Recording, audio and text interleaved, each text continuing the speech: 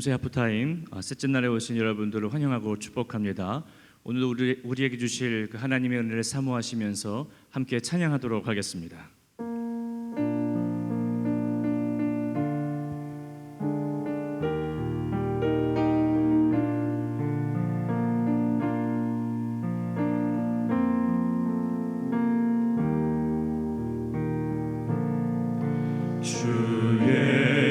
예수보다도 귀한 것은 없네. 이 세상 부귀와 바꿀 수 없네. 영주를 내 대신 돌아가신 그 놀라운 사랑 잊지 못해. 세상 즐거움 다 버리고 세상 자랑 다 버렸네. 주 예수보다도 귀한 것은 없네. 예수밖에는 없네. 주 예수보다도 귀한 것은 없네. 이 세상 명예와 바꿀 수 없네. 이전에 즐기던 세상 일도 주 사랑하는 마음 뱉지 못해. 세상 즐거움 다 버리고 세상 자랑 다 버렸네. 주 예수보다도 귀한 것은 없네. 예수밖에는 없네. 주 예수보다도 귀한 것은 없네. 이 세상 행복과 바꿀 수 없네. 유혹과 핍박이 몰려와도 주 섬기는 내 마음 변치 않아. 세상 즐거움 다 버리고 세상 자랑 다 버렸네. 주 예수보다도 귀한 것은 없네. 예수밖에는 없네. 아멘.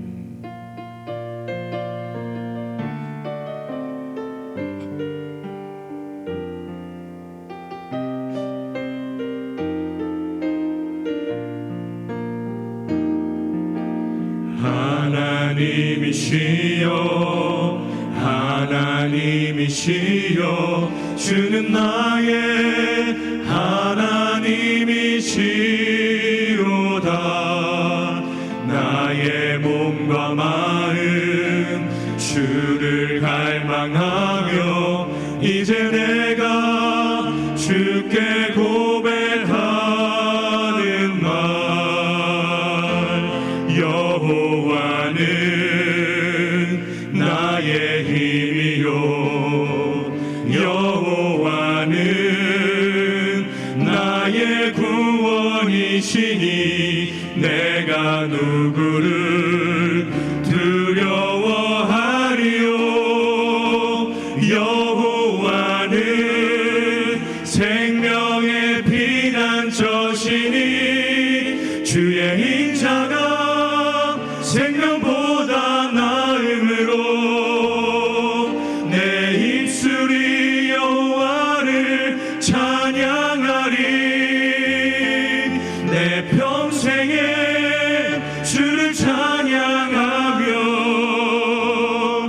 주의 이름으로 내 손 들리라. 여호와는 나의 힘이요 여호와는 나의 힘이요 여호와는 나의 구원이시니 내가 누구를 두려워하리요. 여호와는 생명의 피난처시니 주의 인자가 생명보다 나음으로 내 입술이 여호와를 찬양하리.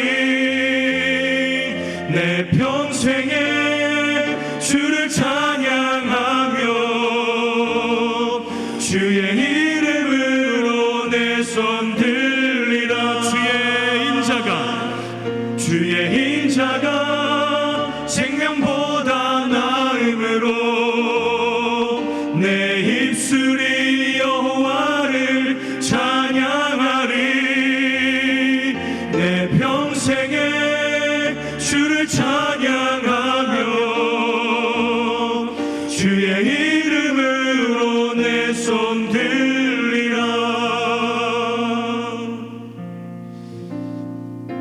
이 땅의 나의 백성이 함께 우리 주제 찬양 부르시겠습니다.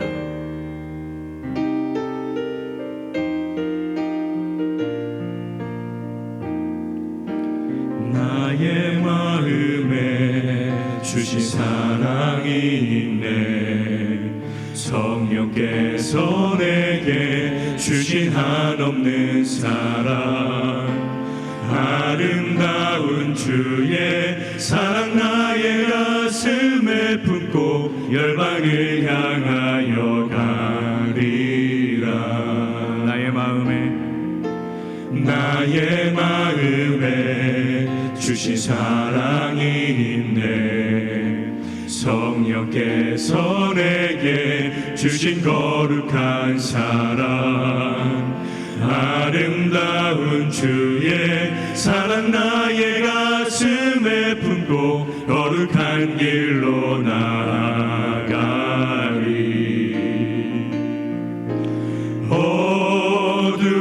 어두워져가는 저 열방 향하여 주의 빛을 비추리. 죽어가는 백성들에게 주의 복음 전하리라. 나의 택한 백성이 이 땅에 많이 있도다. 거룩하신 주님께서 말씀하시니 어찌하니 가서 전할까.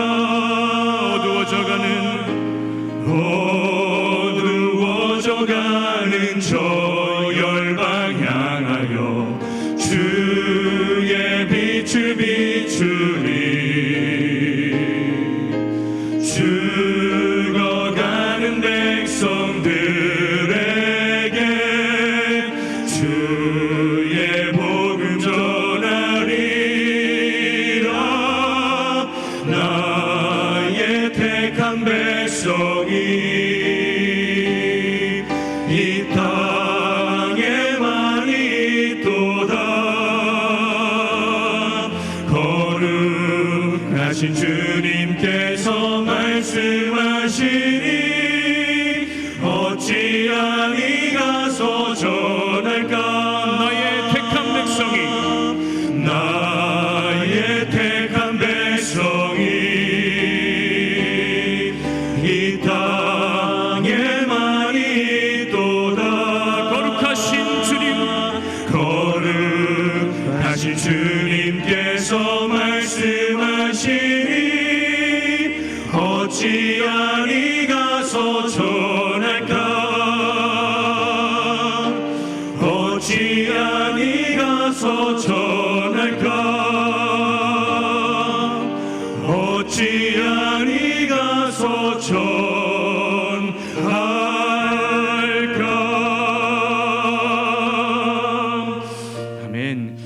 다시 함께 통성으로 기도할 때에 오늘 선포되는 말씀 가운데에 하나님의 큰 은혜와 역사가 있게 하여 주옵소서. 합심하여 통성으로 기도할 때에 하나님의 은혜가 임하게 하여 주옵소서라고 다 함께 통성으로 기도하도록 하겠습니다. 살아계신 하나님 아버지시여, 금세 하프타임 셋째 날 주님 앞에 우리를 불러주시니 감사합니다. 주님의 말씀을 사모합니다. 목사님을 통해서 말씀이 선포될 때에 말씀을 통하여 하나님의 음성 듣기 원합니다. 말씀을 통하여 또한 회개하기 원합니다. 말씀을 통하여 하나님의 큰 은혜가 오늘 예배 가운데에 충만하게 역사하여 주옵소서. 그 말씀 붙잡고 합심하여 기도하며 나갈 때에 하나님 응답하여 주시고 구하라 두드리라 말씀하신 것처럼 주님 역사하여 주옵소서. 하나님의 은혜와 나라가 충만하게 넘칠 수 있도록 주 성령 하나님께서 모든 성도들의 기도를 들으시고 역사하시고 응답하여 주옵소서. 하나님의 나라가 오늘 예배 가운데에 충만하게 가득하게 하여 주옵소서. 역사하여 주옵소서. 하나님 아버지, 꿈새 하프타임 세 번째 날 이 새벽에 저희를 주 앞으로 불러주시니 감사합니다. 하나님 아버지께서 이번 꿈새 하프타임에 사모하는 심령들, 또 성도 한 분 한 분의 가정 가문에 하나님이 주시는 말씀의 샘이, 생명의 샘이, 축복의 샘이 흘러 넘치게 하옵소서. 이 시간에 주님 앞에 드린 예물 아버지 앞에 봉헌하며 기도합니다. 이 예물에 담긴 성도들의 감사의 마음 하나님이 받으시며 간구하는 제목들 응답하여 주옵소서. 사랑 나눔 금시 헌금을 드립니다. 이 헌금으로서 하나님께서 어려운 사람들을 도우시는 그 도움의 손길, 우리가 동역자로 동참하게 되니 감사합니다. 오늘 말씀에서 하나님께서 큰 은혜를 주옵소서. 예수 그리스도 이름으로 축복하며 기도 올립니다. 아멘. 네, 꿈새 하프타임 세 번째 날 우리 예배당에 나오신 분들, 또 인터넷으로 예배의 자리에 나오신 분들 환영하고 축복합니다. 한 주간 진행되는 9번의 메시지를 통해서 하나님의 큰 은혜, 축복이 임할 줄 믿습니다. 자, 오늘 설교의 성경 본문 제가 봉독하겠습니다. 구약성경 스가랴서 2장 1절부터 5절까지에 기록된 말씀입니다. 거룩하신 하나님의 말씀입니다. 내가 또 눈을 들어본즉 한 사람이 측량줄을 그의 손에 잡았기로 내가 어디로 가느냐 물은즉 그가 내게 대답하되 예루살렘을 측량하여 그 너비와 길이를 보고자 하노라 하고 말할 때에 내게 말하는 천사가 나가고 다른 천사가 나와서 그를 맞으며 이르되 너는 달려가서 그 소년에게 말하여 이르기를 예루살렘은 그 가운데 사람과 가축이 많으므로 성곽 없는 성읍이 될 것이라 하라. 여호와의 말씀에 내가 불로 둘러싼 성곽이 되며 그 가운데에서 영광이 되리라. 아멘. 현재의 러시아, 이 러시아는 옛 소련 연방에서 권력의 핵심이었습니다. 소련 연방이 나누면서 15개 국가가 생겼죠. 근데 그 15개 국가에서 러시아는 현재에도 아주 강한 영향력을 행사하고 있습니다. 러시아를 생각하면 얼른 공산주의가 떠오르죠. 그리고 옛날 소련, 우리 젊은 세대는 좀 다르겠지만 어느 정도 나이가 많으신 분들은 옛 소련 생각하면 더 그렇습니다. 공산 종주국이죠. 그러나 세계 역사 흐름을 좀 길게 보면은요, 그 러시아, 특별히 공산혁명이 일어나기 전에 제국의 황제가 있었던 제정 러시아는 정교회, 신앙의 바탕 위에 세워진 아주 철저한 기독교 국가였습니다. 주후 988년에 키예프 공국, 러시아의 한참 전신이죠. 이 키예프 공국의 블라디미르 대제가 기독교를 국교로 받아들입니다. 러시아 제국의 기독교 역사가 그렇게 시작됩니다. 그러면서 기독교 역사는 러시아 제국 이유가 밀접하게 연관이 되고, 그리고 러시아 제국의 그 오랜 삶에서 기독교적인 이 연관성을 가지고 삶과 그리고 문화가 만들어졌습니다. 기독교 제국, 그렇습니다. 제정 러시아는 얼른 떠오르는 게 기독교 제국입니다. 그래서 모스크바가 처음 만들어질 때 모스크바를 제3의 로마라는 것은 이제 기독교 역사가 흘러오면서 기독교의 중심이란 얘기거든요. 콘스탄티노플이 생겼을 때 두 번째 로마, 이렇게도 또 얘기를 했어요. 그러니까 로마가 완전히 기독교 제국이 되고 난 다음에 콘스탄티노플, 그러니까 동로마 제국이 중심이죠. 그러면서 두 번째 로마, 그리고 모스크바가 세워질 때는 세 번째 로마, 그리고 첫 번째 로마, 두 번째 로마는 하나님의 뜻을 따르지 않아서 범죄해서 망했지만 이 세 번째 로마, 모스크바는 영원할 것이다. 이렇게 해서 러시아 역사가 이어지거든요. 근데 기독교 제국 러시아를 역사의 무덤에 묻어버린 것이 20세기 초의 러시아 혁명이었습니다. 1905년에 일어난 러시아 제1혁명, 그리고 1917년에 일어난 두 번째 2차 혁명이죠. 근데 1917년에 두 번 혁명이 일어납니다. 2월 혁명, 10월 혁명. 1905년부터 시작된 이 일련의 혁명으로 민중평의회, 곧 소비에트가 권력의 중심이 되는 소비에트 사회주의 공화국 연방이 탄생하죠. 그래서 소비에트 사회주의 공화국 연방, 여기에서 소자하고 연자를 줄임말로 해서 소련 이렇게 됐죠. 막시즘, 마르크스주의를 통치 이념으로 삼은 인류 역사 최초의 사회주의 국가가 등장하는 것이죠. 여러분, 러시아 혁명이 일어나기 전의 제정 러시아, 그 삶과 문화에는 기독교적인 영향이 절대적이었습니다. 음식을 담는 그릇이나 일상의 모든 물건에 십자가를 비롯한 여러 가지 기독교적인 상징이 안 들어간 것이 없을 정도로 삶의 전반적인 영역에 기독교의 각인이 뚜렷했습니다. 제가 한참 전에 모스크바를 방문했던 적이 있었는데, 그때 우테복 선교사님이 저를 모스크바에 있는 그 박물관을 잠깐 구경시켜 주셨습니다. 근데 거기에서 제가 참 어쩌면 이토록 찬란할까? 뭐 찬란하고 화려하고, 그리고 그 수많은 미술품들, 예술품들이, 또 역사적인 유물들이 무지무지하게 많은데, 근데 말씀드린 대로 기독교적인 어떤 그런 게 너무너무 아주 다양하고 확실하고, 그리고 찬란하고 정교하고 그런 거예요.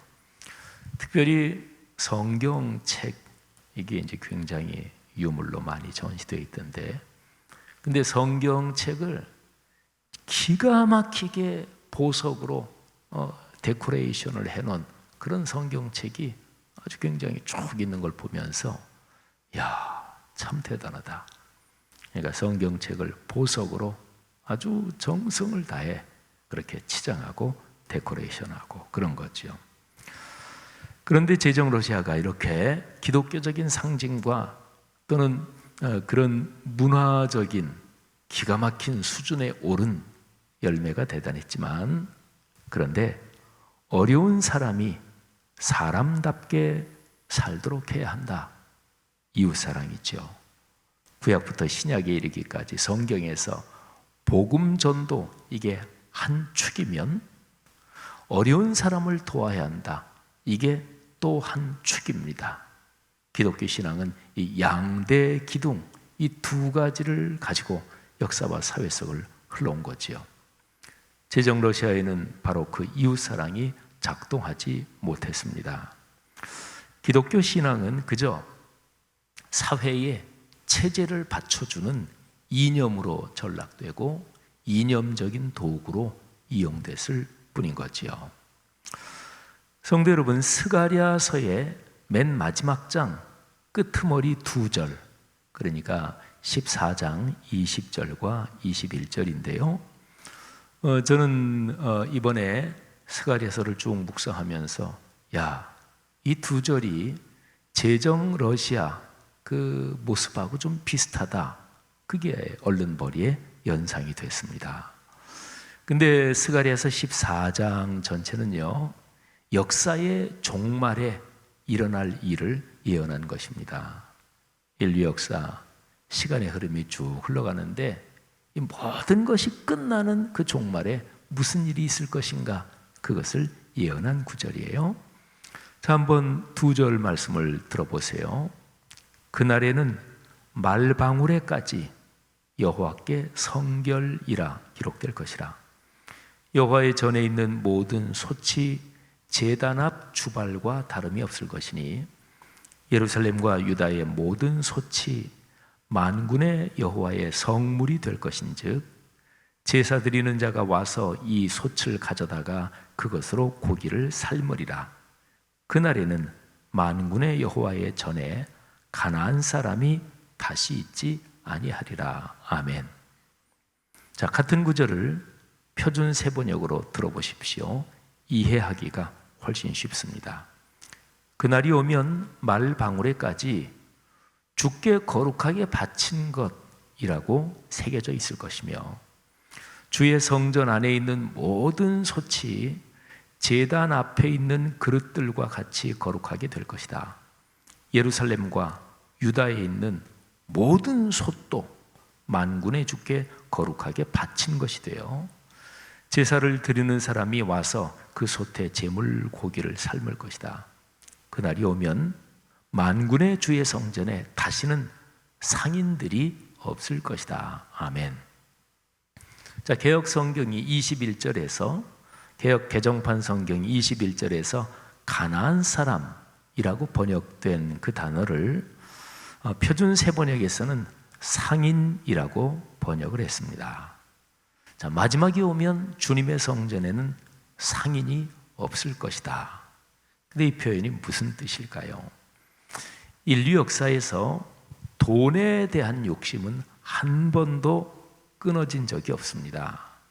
그리고 장사꾼의 논리가 신앙에 파고들면 신앙은 반드시 망가집니다. 하나님의 성전에서 돈에 관한 탐욕이 작동하면 성전은 벌써 심각하게 타락한 것입니다. 예수님께서 예루살렘 성전에 들어가셔서 장사꾼들을 쫓아내신 그 성전 청결 사건을 기억해 보십시오. 하나님 아버지의 집이 성전이잖아요.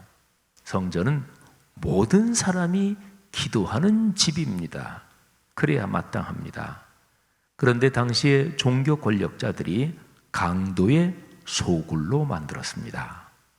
예수님이 아주 무섭게 책망하신 거지요. 실제로 당시 성전 구역에서 장사하는 것과 연관해서 제사장들이 이권을, 커미션을 챙기고 있었습니다. 가나안 사람, 마지막에 그 하나님의 성전에는 가나안 사람이 없을 것이다. 말하자면 상인이 없을 것이다.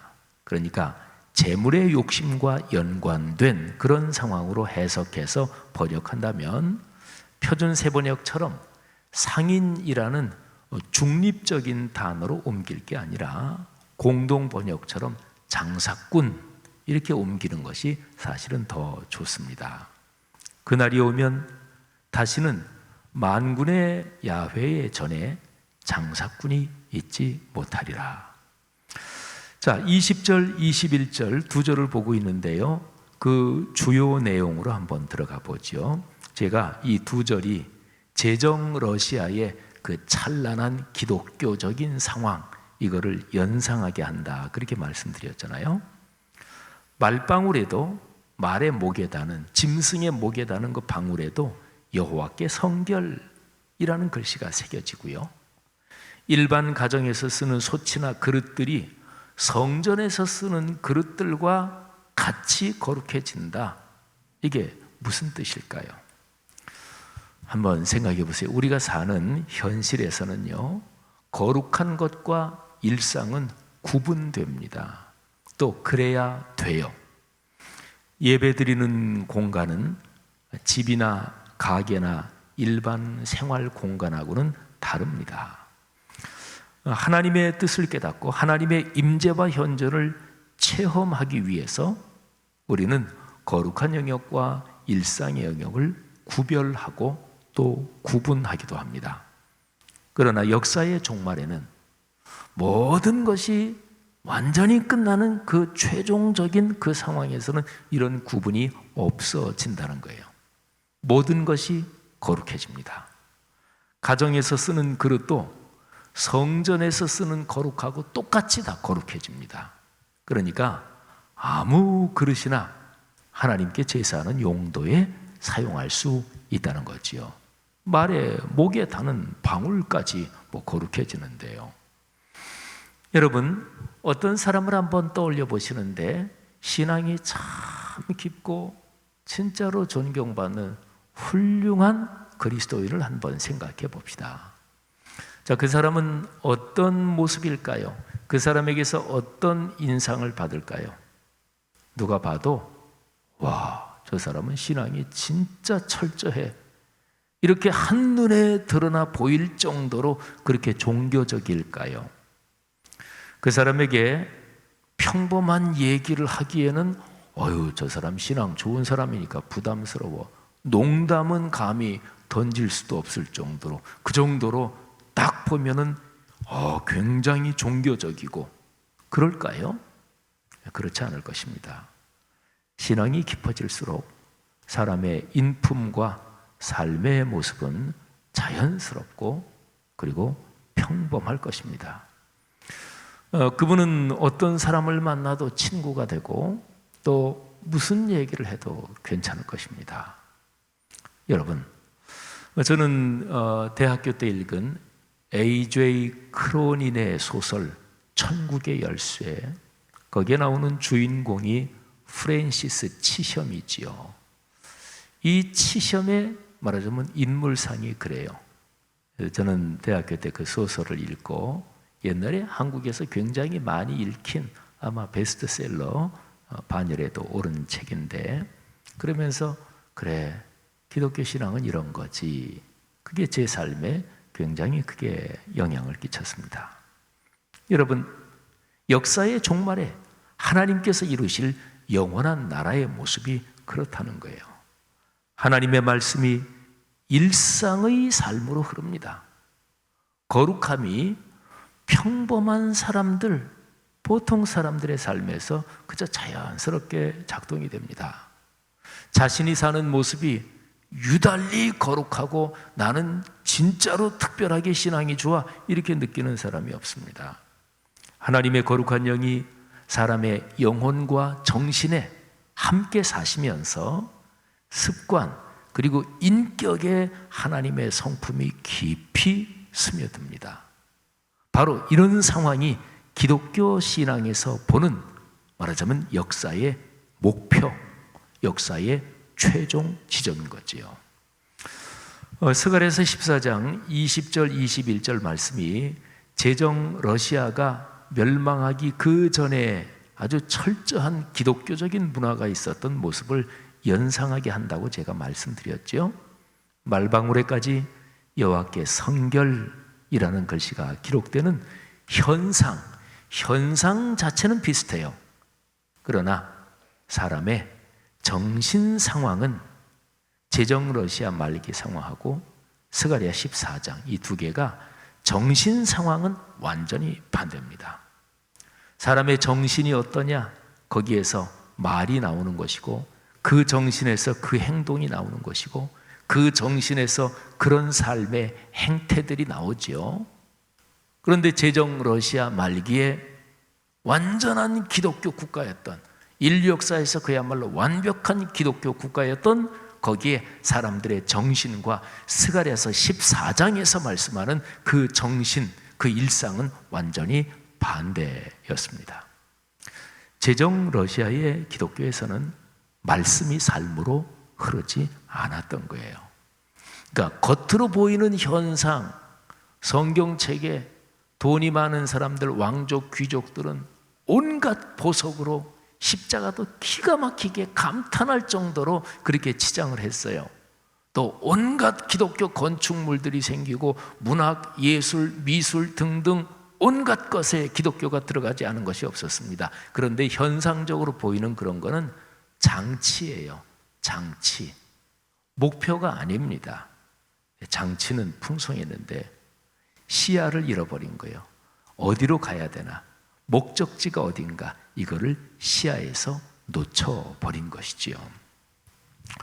성도 여러분, 신앙이 깊어지면 전에 보이지 않던 것이 보입니다. 우리가 통속적으로 그냥 생각했던 것이 깨집니다.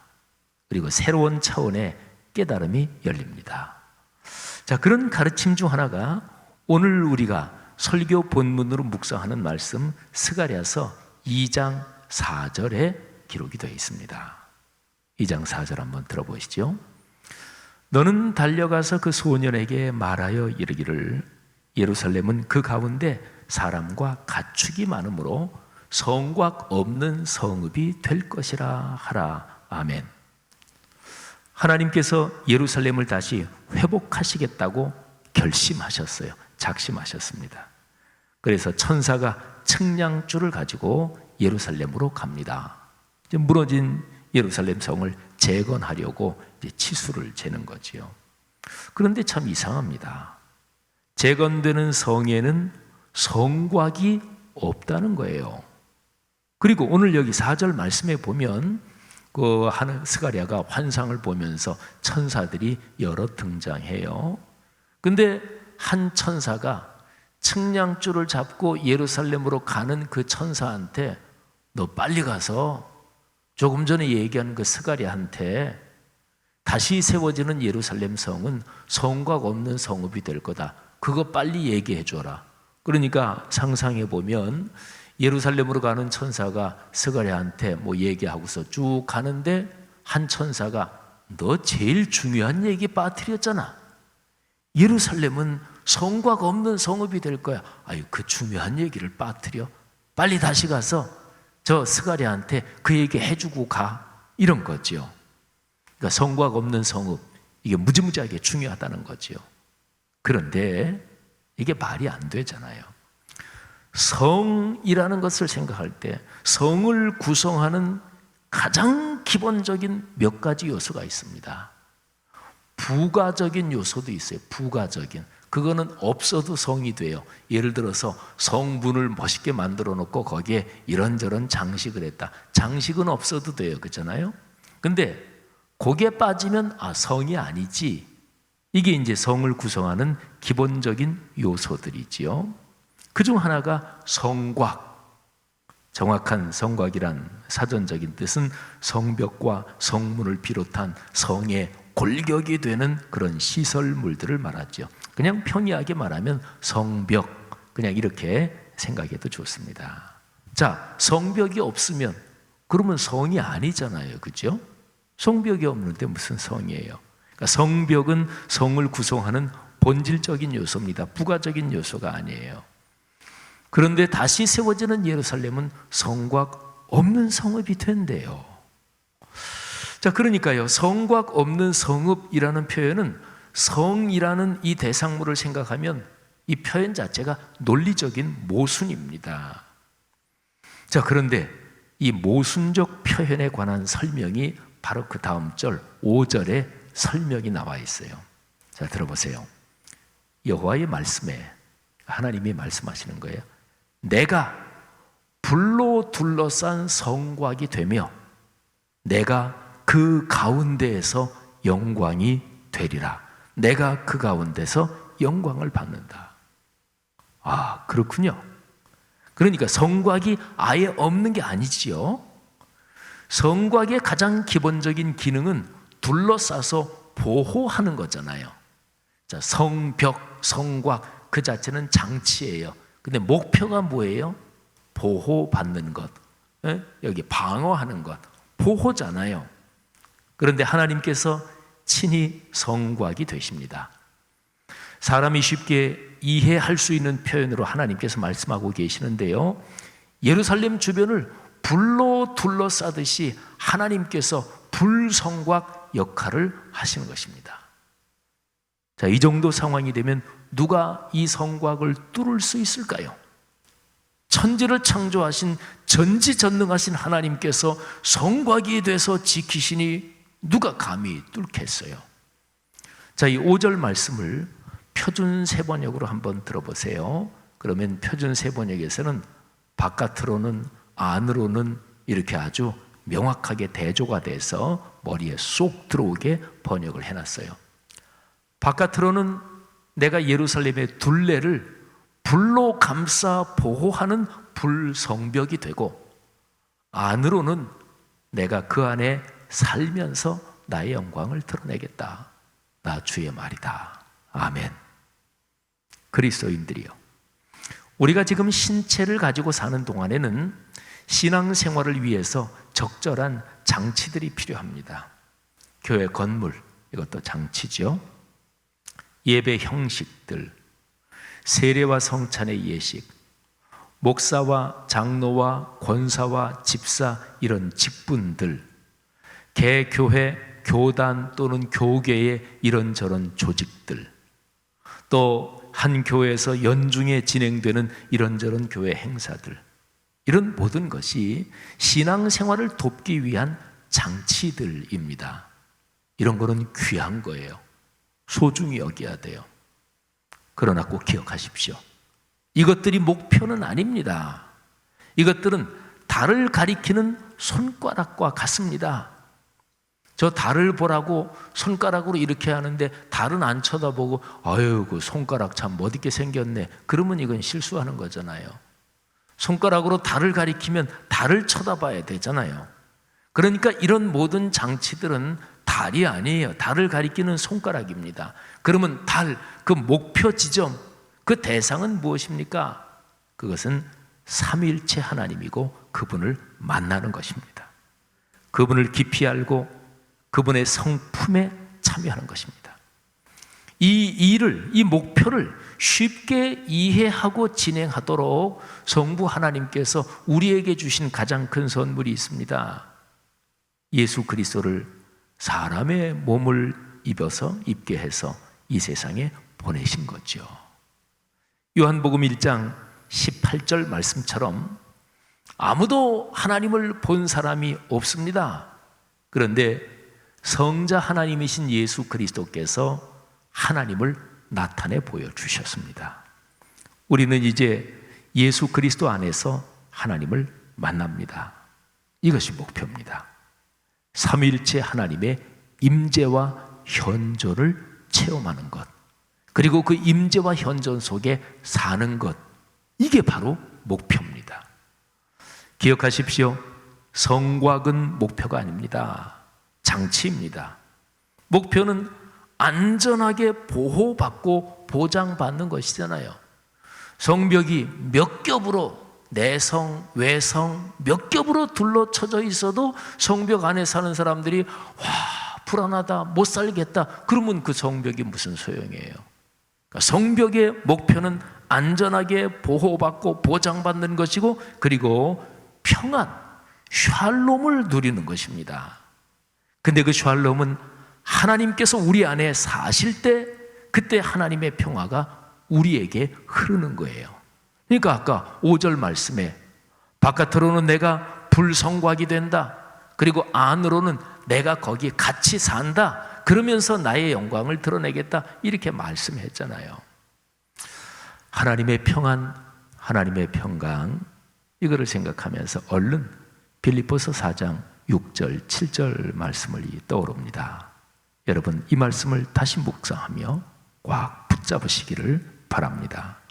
아무것도 염려하지 말고 오직 모든 일에 기도와 간구로 너희 구할 것을 감사함으로 하나님께 아뢰라. 그리하면 모든 지각에 뛰어난 하나님의 평강이, 하나님의 그 평안, 그 평화가 그리스도 예수 안에서 너희 마음과 생각을 지키시리라. 아멘. 그리스도인 형제 자매들이여, 삼위일체 하나님께서 여러분 삶에 불성벽, 불성곽인 것을 확신하시기 바랍니다. 하나님께서 성령으로 여러분 안에 살고 계신 것을 믿으십시오. 공예배의 자리를 소중히 여기며 매일 말씀을 묵상하며 평안과 복을 누리시기를 주님의 이름으로 축복합니다.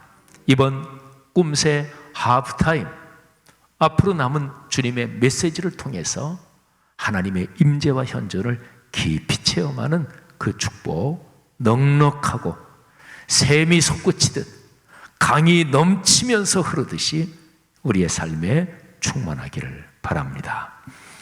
우리 찬송으로 들은 말씀을 다시 한번 깊이 새기며 하나님 앞에 간구하는 시간을 갖겠습니다.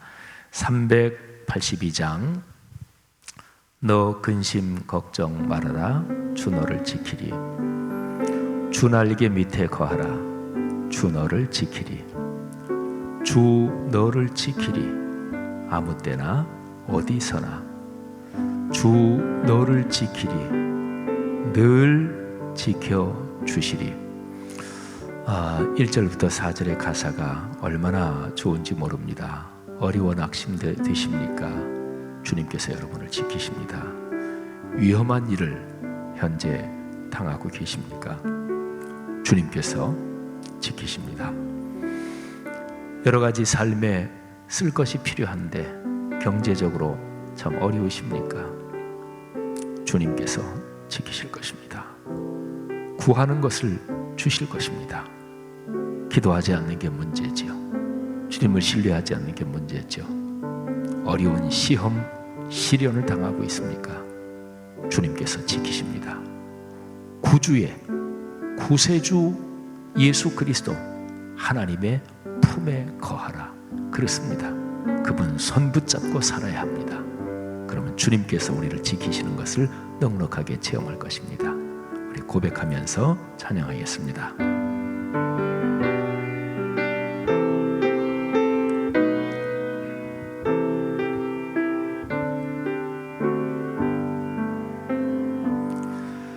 너 근심 걱정 말아라, 주 너를 지키리. 주 날개 밑에 거하라, 주 너를 지키리. 주 너를 지키리.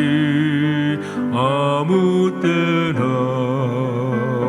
어디서나 주 너를 지키리.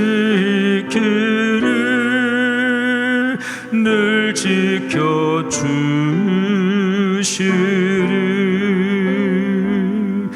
어려워 낙심될 때에 주 너를 지키리. 아멘. 위험한 일을 당할 때 주 너를 지키리. 주 너를 지키리. 아무 때나 어디서나 주 너를 지키리. 늘 지켜주시리. 주시리 넣었을 건 미리 하시고 주 너를 지키리 구하는 것을 주시며 주 너를 지키리 주 너를 지키리 아무 때나 어디서나 주 너를 지키리 늘 지켜주시리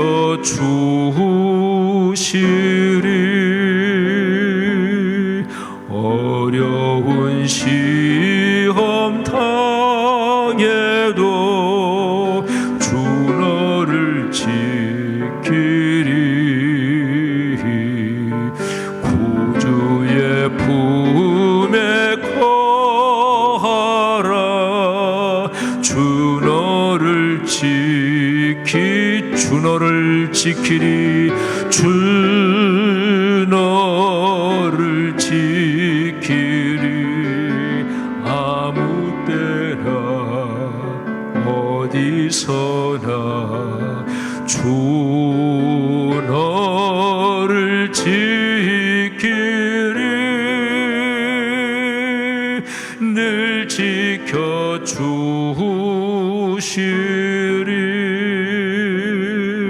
아멘.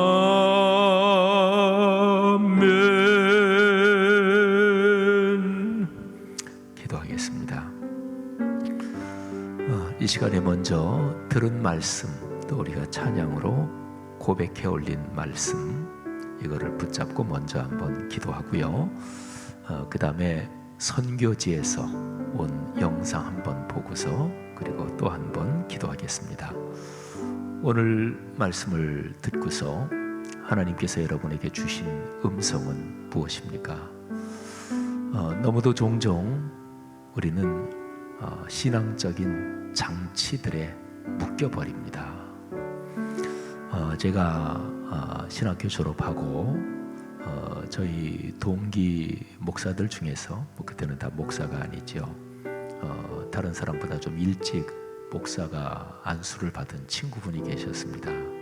근데 다른 친구가 이제 그 목사 안수를 일찍 받은 친구하고 전화하고 그러면서 친구들한테 그냥 농담이겠죠. 근데 야, 걔가 목사 안수 받더니 음성이 거룩해졌더라. 뭐 이렇게 얘기를 하는 게 기억이 납니다.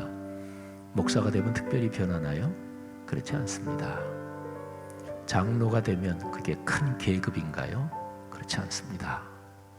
또 교회 건물이 크고 웅장하면 거기서 신앙생활이 더 잘 되고 복을 더 잘 받을까요?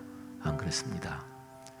교회 성도들이 많이 모이면 좋은 교회인가요? 그것도 그렇지 않습니다. 한국 교회가 아주 이상하게 변질돼 버렸습니다. 한동안은 뭐 유명한 교회, 나 그 교회 신자야, 그리고 해외에서 미국이나 유럽이나 나 그 교회 출신이야, 그러면 그런 게 뭐가 이게 뭐 다르고 이렇게까지, 참 슬픈 일이지요. 코스타 해외 유학생 선교회지요.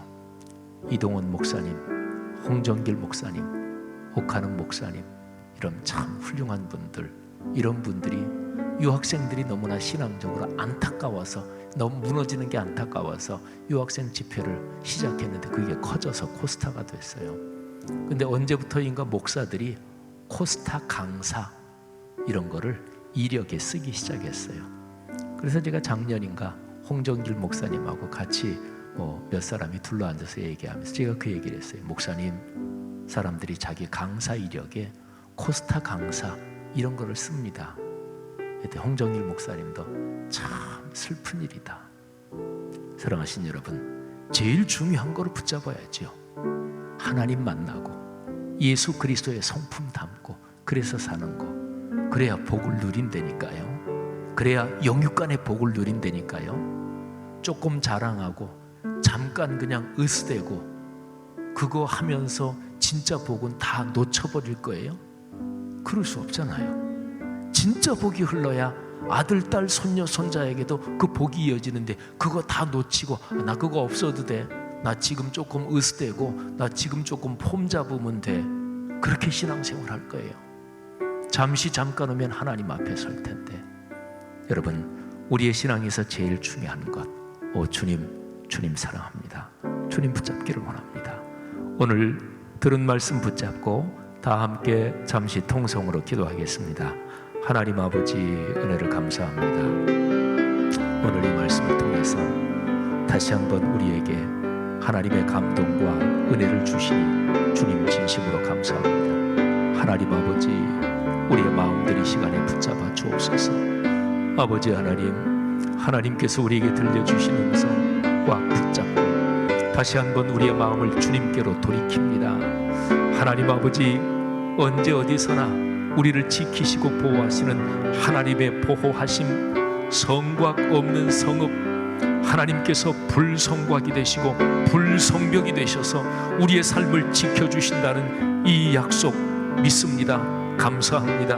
그렇게 주님 손 붙잡고 걸어가겠습니다. 그렇게 주 예수 그리스도 따라가겠습니다. 하나님 아버지께서 우리의 삶에 함께 계신다는 이 위대한 약속 꽉 끌어안고 걸어가겠습니다.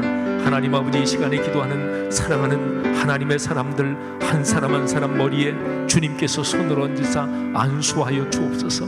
이 시간에 성령으로 기름을 부어 주옵소서. 하나님께서 이 시간에 강한 심령을 주시고 하나님의 거룩한 말씀을 다시 한번 확신하게 하여 주시옵소서. 오 거룩하신 하나님 아버지, 하나님께서 말씀삼 공동체 성락성결교회를 이 꿈새 하프타임을 통해서 다시 한번 강력하게 축복하여 주옵소서.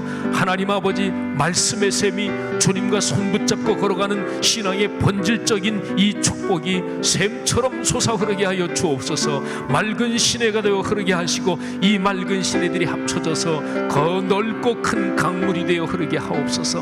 하나님 아버지, 지금 귀한 성도들을 축복해 주시고 예배당에 나와서 새벽 예배 참여하는 성도들이나 가정에서 새벽 예배를 드리는 성도들이나 하나님께서 지금 안수하사 축복하여 주시옵소서. 감사합니다. 감사합니다. 하나님 아버지, 우리가 드린 이 간절한 기도 응답하신 줄 믿습니다. 예수님 이름으로 기도 올립니다. 아멘. 우리 선교사님들이 보내주신 영상 우리 잠깐 보고 마지막으로 한 번 더 기도하겠습니다. 안녕하세요. 성락교회 성도 여러분, 반갑습니다. 저는 미얀마에서 사역하는 박정훈 선교사입니다. 특별히 오늘은 홈새 3일째 되는 날인데요, 미얀마를 위해 마음을 모아주시고 합심해서 기도해 주신 것 정말 감사드립니다.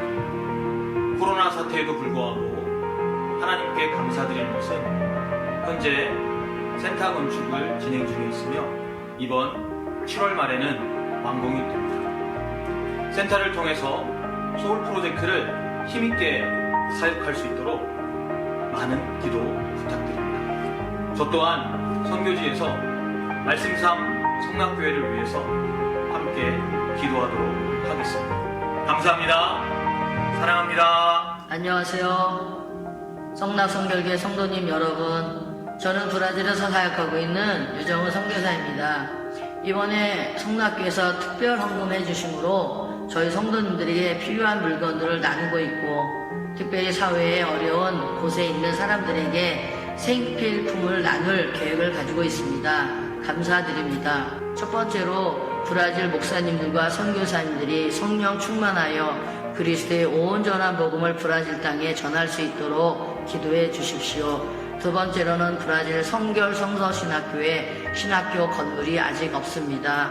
신학교 대지를 구입하고 건축할 수 있도록 기도해 주시기를 부탁드립니다. 기도해 주시는 성락교회 온 성도님들께 다시 한번 감사드립니다. 네, 우리 박정훈 선교사님, 이정훈 선교사님 두 분의 기도 제목 한번 잠깐 띄워주실까요? 네. 미얀마 박정훈 선교사님 기도 제목 우리 보이실지 모르겠는데 한번 같이 읽겠습니다. 선교사의 사역과 삶 가운데 성령 충만함을 주옵소서.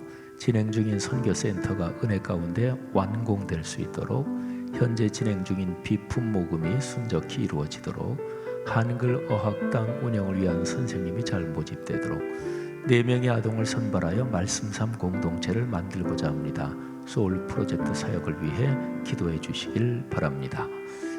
우리 또 유정은 선교사님 기도 제목 같이 읽겠습니다. 브라질 목사님들과 선교사님들이 성령 충만하여 그리스도의 온전한 복음을 브라질 땅에 전할 수 있도록, 브라질 성결 성서신학교 대지를 구입하고 건축할 수 있도록, 이 두 분 선교사님의 기도 제목 붙잡고 기도합시다. 우리가 이 시간에 기도하는 중에 이게 사역에 동참하는 거 아시죠? 우리가 지금 기도하는 시간에 하나님께서 박정은 선교사님 가족, 또 유정은 선교사님과 그곳의 성도들에게 성령으로 힘을 주실 것을 믿습니다. 그리고 꿈새 하프타임 남은 예배를 위해서도 기도해 주시고, 또 여러분이 꿈새 하프타임 기간 중에 마음에 품고 기도하는 제목들 응답해 주옵소서. 또 한국교회, 또 오늘의 사회, 또 오늘의 세계를 위해서도 기도해 주시기를 바랍니다. 다 같이 통성으로 기도하시고 자유롭게 돌아가시기를 바라고 내일 새벽에 다시 뵙겠습니다. 다 함께 기도하겠습니다. 하나님 아버지, 은혜를